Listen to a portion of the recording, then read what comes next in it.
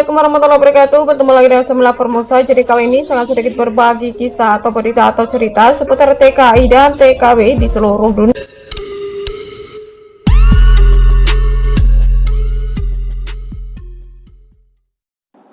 Berita yang pertama adalah kasihan TKW Tawan ini ditangkap polisi saat lagi asyik di toko Indonesia bersama temannya.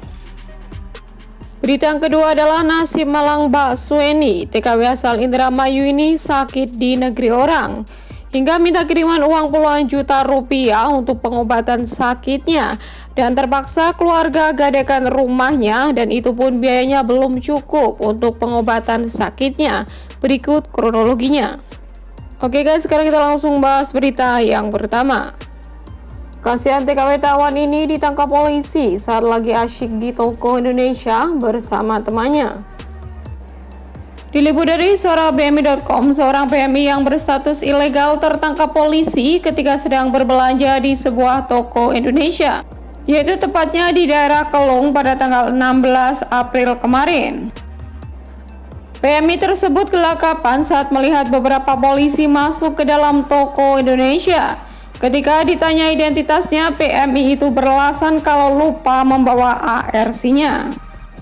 Kemudian polisi meminta supaya minta tolong temannya untuk mengirim foto ARC lewat HP. Bahkan polisi pun membuka jaringan wifi agar PMI itu bisa internetan.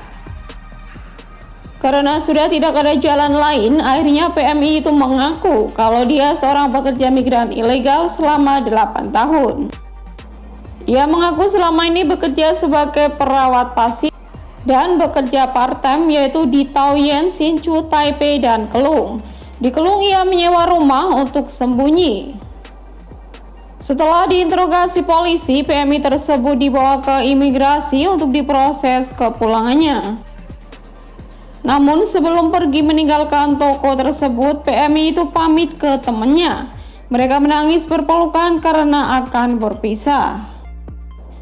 Polisi mengatakan untuk menghindari pekerja migran di pekerjaan di luar job atau majikan memperkerjakan pekerjaan di luar secara tidak langsung itu sudah berurusan dengan hukum. Kali ini petugas inspeksi juga memberikan selebaran imbauan yang isinya ditujukan kepada pendatang asing yang masa tinggalnya sudah habis untuk segera menyerahkan diri. Nah, ini perhatian bagi teman-teman yang berstatus swasta ya, untuk lebih berhati-hati lagi karena memang sekarang ini lagi gencar-gencarnya ya Pak Polisi atau Pak Ade melakukan razia. Bahkan sekarang Pak Ade itu tidak segan-segan untuk masuk ke rumah sakit gitu ya, masuk ke mes, bahkan ke pabrik juga kadang ada penggerbekan. Bahkan sering sekali ya teman-teman kita yang resmi pun sering didatangi Pak Ade guys. Mungkin ada yang melaporkan atau bagaimana, tidak tahu ya. Ya kita tidak mau seuzon ya guys, mungkin rezekinya hanya sampai di situ gitu ya untuk bekerja di Taiwan. Nah, kita doakan buat mbaknya, semoga saja proses kepulangannya bisa berjalan dengan lancar dan bisa mendapatkan rezeki lewat jalan lain guys. Nah, jadi kenapa sih sekarang Taiwan itu banyak sekali TKI atau TKW yang swasta gitu? Sebetulnya ini masalah yang kompleks guys. Kenapa sih? Karena biasanya mereka itu waktu ada masalah dengan majikan itu kalau kita mengadu ke agensi itu mereka kurang tanggap guys. Sehingga nggak ada jalan lain, mereka memilih jalan pintas untuk kabur. Biasanya seperti itu kebanyakan dari mereka guys. Karena untuk menjadi swasta itu bukan keinginan mereka sih sebetulnya. Seperti kejadian beberapa hari yang lalu, yaitu seorang TKI yang akan dipulangkan oleh majikannya hanya karena masalah sepele guys. Nah, beliau ini sebetulnya sudah meminta bantuan sama agensi, tapi agensi tidak bisa membantu sama sekali. Dikarenakan si pihak laupan atau majikannya itu tidak mau tanda tangan untuk perpindahan kontrak guys. Sedangkan kita kalau misalkan ingin pindah majikan itu harus ada tanda tangan atau persetujuan dari majikan pertama. Nah, sedangkan pihak majikan itu bersikukuh tidak mau tanda tangan, sehingga beliau itu mau tidak mau harus pulang ke Indonesia guys.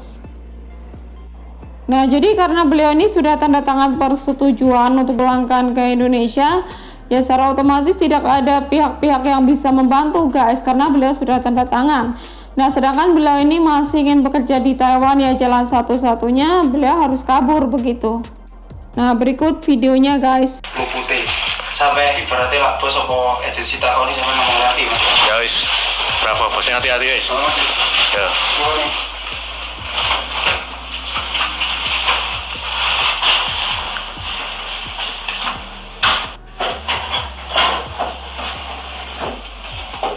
Aku tak metu saiki mas yo, sepurone aku lak nduwe salah yo. Kok ngomong nek kabeh karo arek-arek yo. Tak aku nduwe salah sak putih. Sampai ibaratnya lah bos apa agensi takoni sama ngomong lagi mas. Ya wis, berapa bosnya hati-hati guys. Ya. Nah, itu salah satu contoh kenapa teman-teman kita itu memilih untuk kabur, ya dikarenakan memang kadang kita susah untuk mencari keadilan gitu guys, ataupun bantuan. Ya, satu-satunya jalan karena mereka ingin masih ingin bekerja di Taiwan, ya mereka terpaksa menjadi TKI swasta begitu. Nah, kita saling mendoakan aja ya guys untuk yang resmi ataupun swasta, karena kita juga sama-sama mencari rezeki ya guys. Ya, semoga saja selalu dalam lindungan Allah Subhanahu wa taala dan diberikan kelancaran dalam mencari rezekinya. Amin amin ya rabbal alamin. Nah, itu tadi ya guys berita yang pertama. Oke, sekarang kita langsung bahas berita yang kedua. Nasib malang Mbak TKW asal Indramayu ada kiriman uang puluhan juta rupiah untuk pengobatan sakitnya. Terpaksa keluarga gadaikan rumahnya, itu pun biayanya belum cukup untuk pengobatan sakitnya. Berikut kronologinya. Diliput dari Tribun Cirebon.com Indramayu, kondisi Mbak Sueni pekerja migran Indonesia atau PMI atau TKW asal Desa Sukadana, Kecamatan Tugedana, Kabupaten Indramayu semakin membaik. Ia sebelumnya sempat dikabarkan koma karena penyakit komplikasinya kambuh. Suneti menderita asma akut dan infeksi lambung. Sudah hampir 1 bulan lamanya Mbak Suneti dirawat di ruang ICU. Ketua Serikat Buruh Migran Indonesia atau SBMI Cabang Indramayu, Juwari mengatakan, walau kondisinya Suneti sudah membaik, akan tetapi saat ini ia harus tertahan di rumah sakit karena terkendala biaya. Juwari menyampaikan saat mengirimkan uang pertama sebesar 67 juta, keluarga diketahui harus rela menggadaikan rumah di kampung halamannya. Namun uang tersebut masih tetap kurang. Pihak agensi yang ikut merawat Suneti mengabarkan biaya pengobatan masih kurang, yaitu sebesar 57 juta lagi.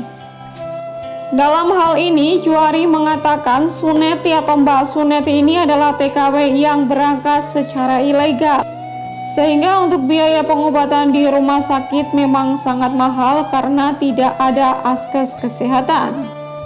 Mbak Suneti sudah sekitar 2 tahun lamanya ia bekerja di sana, namun selama bekerja penyakitnya kerap kali kambuh. Hingga akhirnya Mbak Suneti memutuskan hendak pulang ke tanah air. Hanya saja saat mendatangi kantor imigrasi ia langsung koma tak sadarkan diri. Dokter mengatakan jika Mbak Suneti saat itu tidak langsung dibawa ke rumah sakit bisa berakibat fatal. Alhamdulillah sekarang kondisinya sudah membaik dan diperbolehkan untuk pulang ke Indonesia, tapi masih tertahan di rumah sakit karena belum melunasi biaya administrasi di rumah sakit.